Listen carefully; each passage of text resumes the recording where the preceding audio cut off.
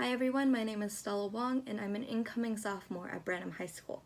In this video, I'm going to go over the basics of Instagram and what you need to know if you run an account where you make frequent announcements and posts. Because you don't get access to all the functions of Instagram on a computer, I'm going to be using my phone for this tutorial. Instagram is good for sharing your ideas, reaching a wider audience, and of course, getting more followers for whatever your cause may be. So let's get started. So first, we're going to talk about the home page. These icons have specific functions, so it's good to be familiar with what they do. On the left, we have the heart to like, the text bubble to comment, the paper plane to direct send, and the bookmark to save. We're going to talk about the last two further in the video.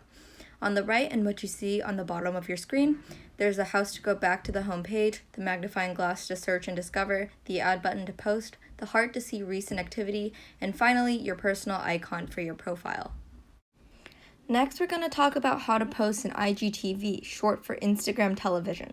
This is a good way for your longer video to reach a wider audience. So the first thing you want to do is press that magnifying glass icon on the bottom, next click IGTV at the top, and finally the add button in the upper right hand corner.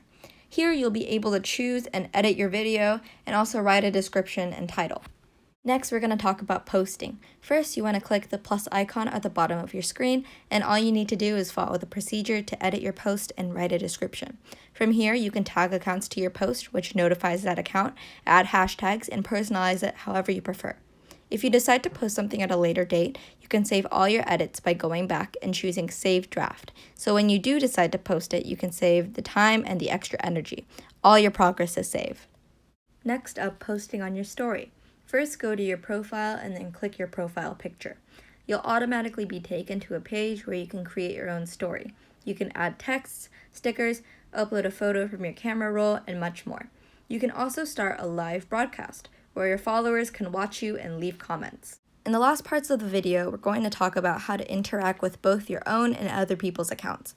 First, if you go into your profile and click Edit Profile, you can change your username, biography, and add in a link. Next, if you click the three bars in the upper right-hand side of your screen, you'll find Settings, Archive, and so on. What we'll be looking at is the bookmark icon called Saved.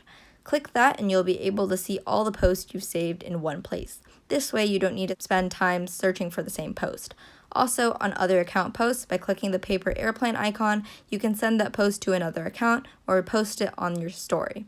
Finally, by clicking the paper airplane icon except on the upper right-hand side of the home page, you can message people individually, make a group chat, or start a group call. These were just the basics, but I hope for those who are new with Instagram are now more comfortable navigating through the app.